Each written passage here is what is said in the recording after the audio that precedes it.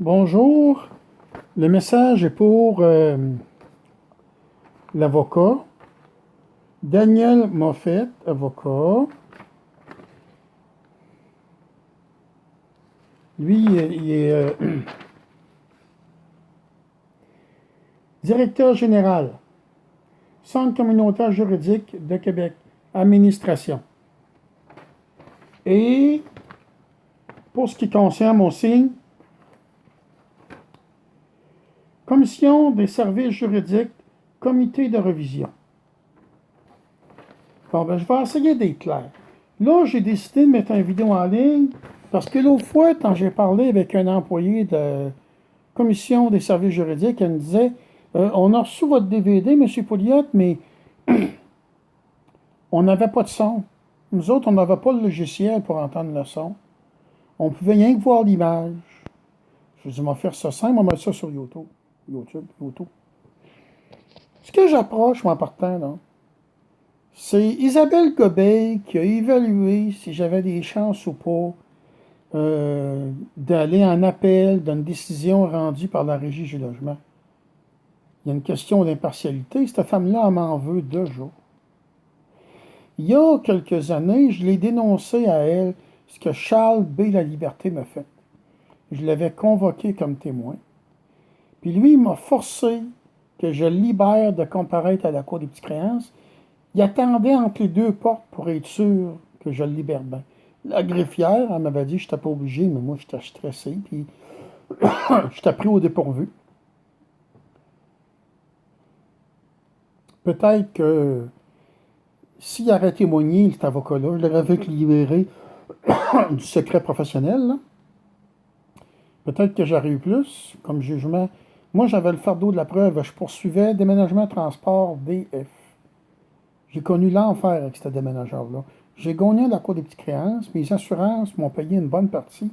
Mes bel-aires ne m'ont pas tout payé.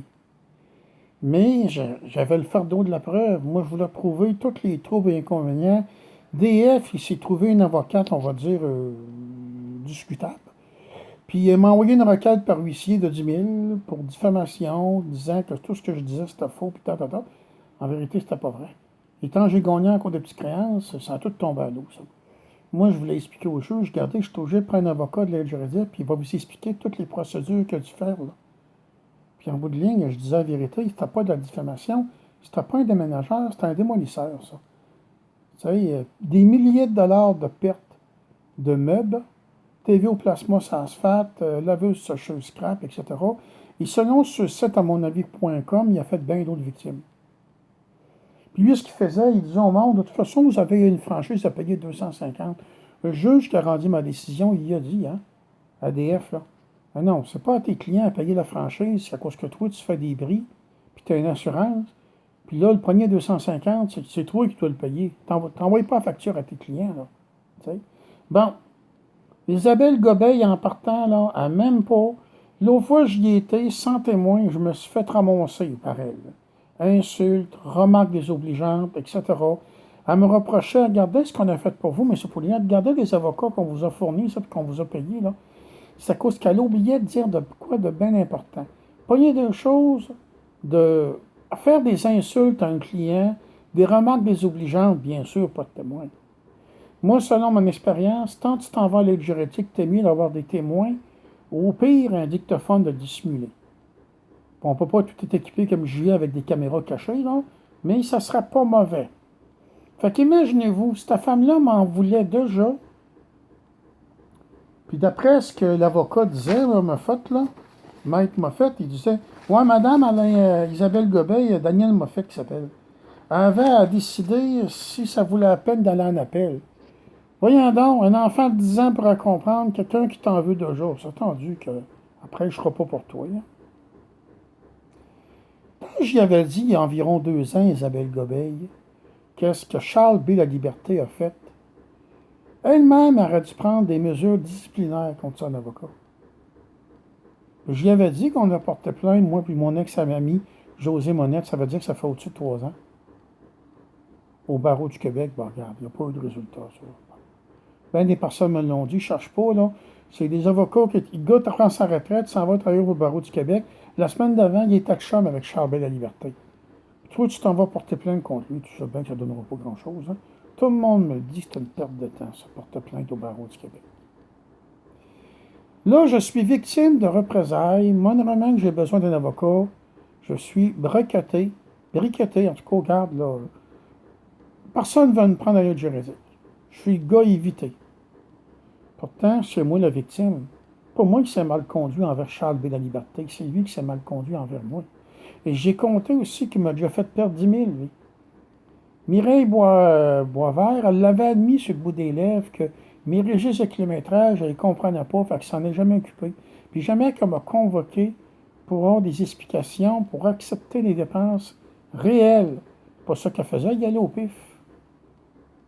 J'avais expliqué à maître Charles B. La Liberté, je garde, moi là, les antidérapants fonctionnaient, on s'entend là. Des semaines que je fais 800 km pour affaires, puis mon millage personnel, il y a des semaines que je ne fais pas 100 km. C'est sûr qu'il garde, là, 80. Moi, mon comptable à l'époque avait toujours pris 80% de dépenses pour le véhicule. Hey, quand tu mets 600 000 $ par année de gaz, ça commence à paraître. Là. Ça, c'est à part l'entretien du véhicule, et j'en passe. Là. Elle, Mireille, c'est moi dans mon comptable, s'était rendu compte qu'il y avait quoi qu'il n'y avait pas. Elle me coupait mon chèque, puis elle me coupait mon chèque, puis elle me coupait mon chèque, en disant que mes revenus de travail autonome augmentaient. Mais le comptable, lui, il s'était rendu compte qu'il y avait quelque chose qui ne marchait pas. Fait que moi, je l'ai dit à Charles Belle Liberté. Ça aurait été le temps de saisir l'occasion tant que Mireille Boisvert, elle l'a admis. On aurait pu demander une revision, on aurait pu, regarde, c'était de la fraude que j'ai été victime.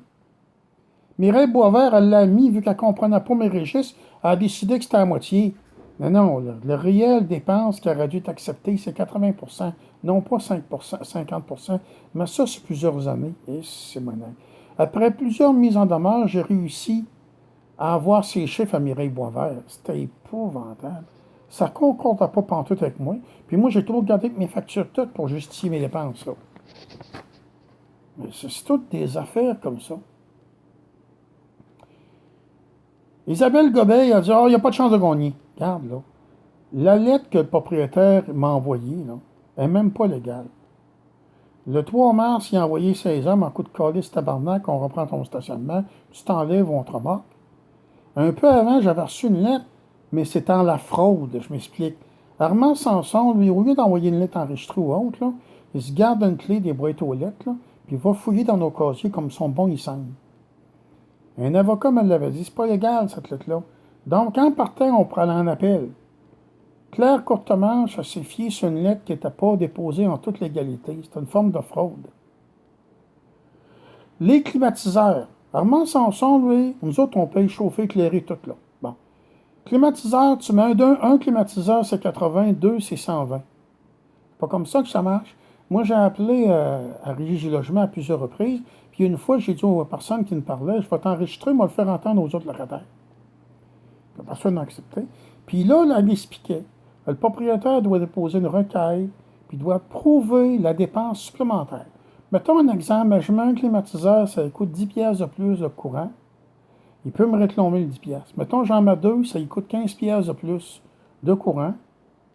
Il peut réclamer le 15 pièces. Mais il ne peut pas arriver du jour au lendemain. Ben moi, je me suis mis un matin, là, j'ai décidé que c'était 120 pièces pour deux climatiseurs. Parce que ça prend plus de courant.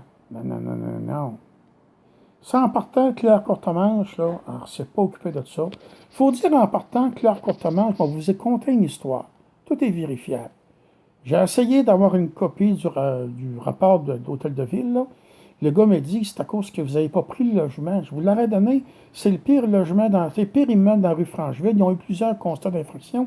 L'immeuble est laissé à l'abandon. C'est épouvantable, c'est interdit. Moi, l'Office municipal d'habitation m'offre un logement dans le privé, mais c'est interdit. J'ai fait tout le tour. J'ai pris des photos. J'ai voulu montrer ça à Louise Dick. Je garde ça pas d'allure. Je ne sais pas de la peine de voir les photos à venir, on s'en foutait. Moi, je dépose une procédure à Régie Logement. On m'explique, je dois le réclamer, la différence. Qu'est-ce que j'ai payé en trop de loyer? Autrement dit, j'aurais payé 200 pièces avec l'office municipal, puis moi, je paye présentement 762. OK? Donc, j'avais le droit de réclamer 562 fois 12 fois le nombre d'années. L'office municipal, leur avocat est arrivé avec des photos truquées. À l'époque, là, j'étais à 100 maudits. Et Claire Courtemanche, là, il y avait une déposition d'un témoin pour moi, là. Elle l'a tassé, elle ne s'est pas occupée de ça pantoute. J'avais quelqu'un qui m'assistait, là. C'était une femme qui étudiait en droit. On est sorti de la régie, elle a dit, t'as pas d'affaire, pas d'allure pantoute. Vous êtes fait voler en masse, M. Pouliot. C'était épouvantable. L'avocat qui représentait l'Office municipal d'habitation a présenté des belles photos, un bel immeuble. Mais ce n'est pas les photos qui représentaient la réalité. Imaginez-vous, quelques années plus tard, je repasse devant elle. Mais il y en a qui m'ont dit, Pierre, cherche pas. Tu as déjà porté plainte contre Paul Bégin qui avait ri de toi à la Régie du logement. Puis tu avais un bon témoin, tu avais l'avocat. Et tu as eu gain de cause. Ça se peut bien que tu payes pour ça. Là. Aussitôt que tu te passes devant la Régie du logement, là, on s'arrange pour te faire perdre. Ça a une espèce d'allure. Du coup, je n'y avais pas pensé, mais c'est pas bête quand les gens m'ont dit ça. Je leur compte ça, tu sais. Là, la réalité, beaucoup d'avocats du privé ne prennent pas de mandat de l'aide juridique. Puis ceux-là qui en prennent, ben moi, si je me fie mon expérience récente avec Ghislain Lard, c'est un travail bâclé. Moi, j'avais expliqué au maître Ghislain Lard sur DVD, là. Vous avez des photos, vous avez des documents, vous avez des gens à convoquer, vous avez tout ça expliqué, là. Hors de comparaître pour Éric Gilbert, je me rappelle bien les policiers, puis je ne me rappelle plus tous les noms par cœur, là. Documents audio, vous avez tout ça. Si vous avez besoin de quoi, appelez-moi. Il est arrivé à Régie du logement, aucune préparation, personne t'a convoqué, vice de procédure. De gens en partant, il y aura matière, d'après moi, pour aller en appel. Claire Courtemanche, dans sa feuille de chou, là, qu'elle m'a rendue, là, elle n'a rien accordé, même ce que la loi de la Régie du logement dit que j'ai droit. Puis elle aurait dû dire en partant, ben regardez, là, je fais face à un avocat qui représente monsieur qui n'a aucune préparation. Là. Moi, je remets la cause, ou regarde, là, ça ne prend pas d'allure, ça. Ça a procédé, ça a été tout croche. J'ai donné quelques exemples. C'est pas logique qu'on laisse ça entre les mains de décider si on va en appel ou pas de l'aide juridique d'une femme qui a déjà des ressentiments contre moi. Tout aussi simple que ça. Ça n'a aucune espèce de logique. Il en va pour une forme d'impartialité. Et c'est pas logique que l'aide juridique, c'est pour les plus démunis. C'est pas logique. D'ailleurs, je vais envoyer ça au protecteur du citoyen puis au droit de la personne. C'est pas logique qu'un gars, juste à cause qu'il a dénoncé un avocat qui a mal agi, tout le monde à l'aide juridique qui tourne le dos. Et par hasard, bon, regarde, j'ai fait une erreur, je n'ai pas enregistré cet avocat-là. J'aurais donc dû. Quand j'ai parlé à M. Daniel Moffett, avocat, directeur général, j'y ai parlé des inconduites de Charles B. La Liberté puis différentes choses. C'est drôle, dans la lettre qu'il m'a envoyée, datée du 31 mars, il en fait nullement mention. C'est-tu drôle, ça? Je comprends rien là-dedans, mais il aurait peut-être voulu que j'y dise, ben j'enregistre, puis vous en envoie une copie. Peut-être qu'il n'aurait fait mention, je ne sais pas trop quoi penser. Moi, je suis victime de représailles.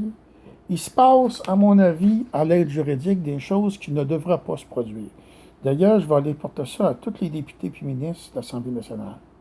Et les personnes de sécurité, puis les gens que je vais croiser dans la rue s'il le faut. Il n'y a personne à l'aide juridique, on dirait qu'il est capable de comprendre. Pierre a tellement vécu d'injustice qu'il devient révolté. Il est devenu révolté, puis il ne sait plus comment faire, puis il ne sait plus quoi faire pour essayer d'obtenir justice. C'est aussi simple que ça. Il n'y a personne qui allume. Puis pourtant, là, j'ai donné des exemples flagrants des injustices que j'ai vécues, là. En partant, là, le monsieur m'a fait, il faut que je lui donne ça. Il m'a expliqué, le participant, là, comment ça fonctionne. Évidemment, maître Isabelle Gobeil, elle m'avait dit que j'étais participant, mais elle ne m'a pas rien expliqué, donc je comptais cette participation-là. Et de toute façon, pour ce qui est de l'ex-employeur, la résidence Charlebourg, là, regardez, l'avocat qui me représentait, qui travaille pour la CSN, non, ben, s'il est embarqué là-dedans, lui, c'est à cause que j'ai déposé une deuxième plainte au tribunal des relations de travail en vertu de l'article 47.2. Explication. Je suis syndiqué, je travaille, je dénonce des choses. Je t'intègre, moi. Un petit exemple, il y a une madame souris-muet, là. Quand il mouillait, là, sur le bon sens, là, les fenêtres fermées, elle se ramassait avec de l'eau sur son plancher. Pas dur à comprendre. Il ne va pas ouvrir les murs, là, moisissures puis champignons, j'en passe. Pour vous nommer que cet appartement-là, je pourrais donner bien d'autres exemples. La résidence Charlebourg, ils ont vu que j'approuvais pas ce que je voyais, moi, puis je ne pouvais pas fermer les yeux pour dire je ferme ma gueule puis je ramasse ma paye. Et en bout de ligne, la sécurité publique qui a été. Puis la CSST aussi. Puis je sais que les inspecteurs ils ont obligé la résidence Charlebourg à faire des réparations. Mais Isabelle Gobet a dit oh, vous êtes participant. Ça veut dire que je vais en payer une partie. Je conteste tout ça. Première des choses, là, la première fois que M. Ghislain Lard, tout ce qu'il a fait, il a venu un petit coup de téléphone à Mireille Boisvert. Mireille Boivin, ça c'est la fille là, du syndicat. Là. Je l'ai rencontrée le 11 juillet, elle n'avait rien de sérieux. Elle disait à l'avocat que, OK, on va représenter M. Pouliot. Il faut dire qu'on devait passer en cours d'ici quelques heures, ou une journée ou deux, là, tu sais. Puis ils se sont virés de bord. Mais en bout de ligne, quand j'ai rencontré Mireille Boisvert, Mireille, en tout cas, je commence à avoir des blancs de mémoire, là. Ben, en bout de ligne, là, il n'y avait rien de sérieux là-dedans. Je reporte plainte. C'est là que la CSN ont décidé d'embarquer. Moi, ce que j'ai compris, mon syndicat de boutique, il était associé à la CSN. Puis là, tant qu'il y a eu plusieurs plaintes, là, en vertu de l'article 47.2, tribunal des relations de travail, là, c'est comme le grand boss de la CSN, il dit, oh, ça va faire, là. Nous autres, par ricochet, ça va terminer notre réputation. Ils ont tassé ma petite centrale syndicale, puis là, ils ont mis un avocat qui travaille pour la CSN. C'est comme ça, je vois ça. Puis on a passé la première fois, là, puis je me suis fait planter. Puis là, l'avocat, il me disait qu'il étudie, il a eu le OK pour étudier s'il y avait une possibilité d'aller comme en appel, là, je me rappelle plus des mots. Là. Je ne suis pas avocat, moi je parle pas ces mots-là toujours. Moi, là, regardez, je suis un homme tout seul.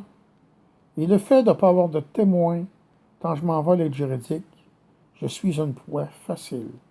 Ça les emmène à commettre des abus qui ne devraient pas se produire. C'est moindrement que là, l'aide juridique, ils ne veulent plus rien savoir de moi. Concrètement, d'après mes faibles revenus, j'ai le droit à l'aide juridique, mais après ça, arrange-toi tes troubles. Ils vont te donner un mandat, mais dans la pratique privée, la plupart des avocats ne veulent pas toucher à ça. Les avocats vont toucher à ça, ils font des travails bâclés. En tout cas, moi, c'est ça que j'ai vécu. J'ai compté dans une vidéo antérieurement, là, j'ai déjà vu un avocat, c'est un avocat de l'aide juridique, là. Non, c'est un avocat qui a pris un mandat d'aide juridique.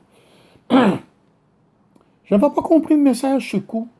Ah, il dit, ça me donne rien que 800 pièces. En vérité, ce qu'il voulait me faire comprendre, sors de l'argent de ta poche, tu vas être bien mieux défendu. Et d'ailleurs, lui, devant mon ex-petit ami, il m'avait dit, donne-moi 80 pièces, tu vas faire une mise en demeure, tu vas m'en l'emmener, je vais la signer, tu l'enverras par courrier enregistré. Hey, c'est spécial, hein? Puis ça, là, je vous le dis, là, mais c'est la Bible, là. Faites-moi passer sur le détecteur de mensonges, ou pain total, ou ce que vous pouvez imaginer, là. Des affaires invraisemblables, juste à cause que j'avais un mandat de l'aide juridique, là. J'en ai vécu en tabarnouche. Lynn Boivin en dit ouais, c'est ce qui arrive, vous avez un constat d'infraction donné par la CCQ. Ah, ben ça, c'est pas couvert par l'aide juridique parce qu'il n'y a pas de danger que vous allez en prison. Cependant, si t'es condamné, ben là, faut que tu le payes, là, parce que tu vas te faire saisir ou tu vas aller en prison. Les protecteurs du citoyen me l'ont dit, ils ont foule de plaintes pour ça. C'est injuste, ça. On se ramasse en cours, on est déjà condamné d'avance. C'est comme un gars qui essaierait de se battre contre 50 personnes dans une foule. Qu'est-ce qui va arriver d'après vous? Il a beau d'être fort, certains 50 personnes contre lui, ils vont le planter. Hein? C'est un peu semblable. Moi, j'écris au son, puis je lis qu'il y a une certaine difficulté. Je me ramasse en cours devant un procureur de la couronne, chevronné, voyons donc. Quand j'y étais en cours, là, contre cette amende-là, là, il y a bien du monde qui se présente même pas. Là, tu attendais les avocats parler, puis disaient ça au juge. Bon, défaut, défaut, défaut, défaut. Moi, je me disais, il y en a en masse qui se présentent même pas, ils ont pour dire que ça vaut pas la peine. On est déjà condamné. Et d'ailleurs, il s'est passé une passe. Ça, j'ai bien regretté par avoir eu le dictaphone de cacher. Le best, ça aurait été une ciné-caméra comme j'ai eu, une petite caméra cachée, là. Imaginez-vous, là, il nous demande de nous lever, là. Il aurait pu nous demander de nous mettre à genoux, ça revient au même, là. Le juge rentre! Le juge rentre, il va s'asseoir. Nous, en entendant la gang de flots en arrière, là, des employés du palais de justice, ça rigolait, c'était à le porter. Là, le juge se relève, puis il va avertir la gang de flots en arrière. J'ai commencé à plaider. Tenez-vous tranquille, allez rire ailleurs, là. Hey, je vous dis, nous autres, on est là, puis on est verdés, nerveux, là. On se dit, mon Dieu, que ça fait dur. Ils nous prennent comme du bétail. On n'a même pas droit au respect. Et d'ailleurs, le juge m'a complètement déconcerté. Là, il m'a condamné. C'était déjà réglé d'avance. Plusieurs me l'ont dit. Là. Et là, il est arrivé, un agent de sécurité, lui, en a profité pour m'insulter. L'avocat de la couronne, évidemment, lui il a fait semblant comme s'il n'entendait rien. C'était juste à côté, c'était quoi. T'sais. Puis il y avait une fille policière, un constable spécial qui appelle, là. Puis le gars, le constable spécial, là. C'est drôle, il se passe des affaires qui ne devraient pas se produire. Moi, je suis peut-être dépassé, on va peut-être me discréditer, on peut me dire n'importe quoi. Mais supposons que j'aurais enregistré ça, là. On voit, là, puis on entend ce comptable spécial mal se comporter, qui nous fait des insultes, etc., etc., etc., là. L'avocat de la couronne qui dit pas un grise de mots. L'autre fille, constable spécial, elle se ferme les yeux. Tu fais entendre ça à JE, là? Tu dis, voyons donc, le palais de la justice, c'est un endroit que ça devrait être irréprochable. As-tu vu ce qui se passe? Il n'y a rien de sérieux là-dedans. Là, je vous dis, là, mettons, là, je rencontrais une avocate, là, qui aurait une formation en relation d'aide. Là, je commence à me vider le cœur, tout ce que j'ai vu au fil des années, puis brancher sur la machine détecteur de mon chambre, là. Puis, sur le pain total. Puis, tout ce que vous pouvez imaginer que, pour être sûr que je dis la vérité, hors de tout doute, là. Tabarnak. Ils appellent ça le palais de justice. C'est une vraie joke. C'est une vraie joke. Moi, j'ai vu, là, je poursuis la commission de la construction, l'avocate qui représentait la commission de la construction a demandé un gars, parce qu'elle n'avait pas le droit de plaider, elle a préparé le dossier, puis elle a demandé un gars, un simple employé. Puis elle dit, tu vas demander le rejet de la requête pour M. Pouliot pour telle raison. Les raisons qu'elle a invoquées, c'était complètement faux. Elle avait la responsabilité de vérifier le moment même de l'audience si ces renseignements étaient fondés. Je ne suis pas occupé de ça pantoute. Puis le juge, la cour des petits clients, je ne sais pas quoi ça tête avec ça. J'ai rejeté la requête. J'avais convoqué un paquet de témoins, moi. Puis là, je tente de faire des travaux compensatoires à cause de la CCQ, là. Bon, regarde, j'ai fait l'erreur. Tout le monde a pris la commission Charbonneau, puis vous savez, ça va faire un rapport qui peut aboutir en quelque part, là, tu sais. Puis il y a un gars, là, un tireur de joint, qui avait été parlé, puis il avait dit que lui, il a fait une dénonciation à CCQ, puis comme repartiment, on lui a envoyé une amende de 1000$. Moi, ce que j'ai pris à TV, là, un criminel, mettons un Janger, un motard, là, qui a fait des meurtres, un paquet d'affaires, là, s'ils le prennent comme délateur, ils vont y faire une nouvelle identité, ils donnent l'argent. Tiens-toi tranquille, mon garçon, puis on te tient tranquille, puis il va recommencer ta vie, là. Mais un gars comme moi, que j'ai dénoncé un syndicat de copropriété qui ne m'a pas payé pour faire pression, je pensais que j'étais en règle. Au lieu de m'avertir, la CCQ, là, il m'envoie une amende. Puis de façon vicieuse, là, Sadienne Ternois, là, elle, quand je l'ai appelée, là, elle a voulu avoir ma facture, tout ça. Ben, j'ai dit, moi, je l'ai imprimé 2 copies. Une copie de mon client, puis une copie, j'ai déposé auprès de la justice à la Cour des petites créances. Elle s'est servie de ça pour m'envoyer un constat. C'est vicieux un peu, hein? Moi, je ne comprenais pas. Moi, j'appelais pour dénoncer un syndicat de copropriété, le 6300 Le Ménil, qui faisait faire du tirage de joint, de la peinture, poser des portes-fenêtres. Personne n'avait de carte, personne n'avait de licence. Moi, dans mon contrat, c'était en maintenance. Moi, je devais gratter la colle qui restait. Parce que les autres ont fait arracher le tapis. Puis sabler un peu. Ah oui, puis pire que ça, ben encore là, pas de témoin, vous savez, mais ça fonctionne. L'enquêteur de la CCQ était sur le banc, là. Ah, vous êtes M. Pouliot? Ah, ben j'avais essayé de vous rejoindre. Si j'aurais réussi à vous rejoindre, ben je vous aurais pas donné de constat. Je vous aurais dit, mettez-vous en règle. Mais j'ai pas réussi à vous rejoindre. Pour ça que vous avez un constat. Puis là, vous êtes 7, là. Une fois, ça, j'ai encore des preuves de ça. Je reçois une amende de la CCQ, je ne comprends rien. 600 quelques piastres. Je suis allé en rétractation, ça a coûté 80 piastres. Plus le stationnement, plus ma perte de temps, tout ça. Là, je me ramasse devant la femme juge. Elle regarde ça, elle dit, Monsieur Pouliot, vous n'êtes pas policier? Non. Ah, ben c'est un erreur, Monsieur Pouliot. Ben, retournez-vous chez vous. Imaginez-vous, j'ai appris au palais de justice que j'étais un policier. Moi, je ne le savais pas, mesdames et messieurs. Puis j'avais construit un salage de maison qu'une de mes Suzy. Ça, Suzy, c'est un nom sexy. J'aurais aimé ça qu'on me présente, mais ils ne l'ont pas fait. J'ai essayé de me faire rembourser ce 80 pièces-là, là. Oubliez ça, là. Pas moyen, là. Bon, regardez, là, c'est assez simple, là. Moi, si quelqu'un me met une avocate, là, puis qui a une formation en relation d'aide, là, puis on se prend à se rencontrer sur une base régulière, mettons une heure, là. Puis je commence à y compter tout ce que j'ai vu du palais de justice, là, puis tout ce que j'ai vécu, là, ça se peut qu'il y en aura peut-être que si on a une conscience, là, qui rend honte. Isabelle Gobeil de ramasser un gars tout seul, là, puis de faire toutes sortes d'insultes, là, puis toutes sortes de remarques désobligeantes, là, puis d'y mettre sur le nez, regardez tout ce qu'on a fait pour vous, regardez les avocats qui ont votre dossier, là, elle ne fera plus ça jamais. Parce que mon problème, le fait que j'avais rien que droit à l'aide juridique, j'ai eu la justice des pauvres, avec les conséquences qui vont avec. Jamais pleine justice. D'ailleurs, je l'ai compté à Maître Canto La Rochelle, je disais, là, ben, lui, par hasard, il n'en parle pas dans sa lettre-là. J'ai dit, moi, là, j'allais à l'autonomie.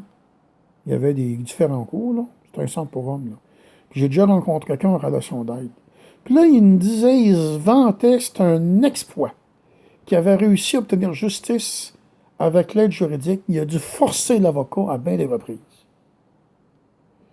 Ça se peut-tu que, quand un gars il est pauvre, là, il est obligé de forcer un avocat de l'aide juridique pour qu'il fasse sa job à 100%, non pas un travail bâclé pour pas que ça coûte trop cher.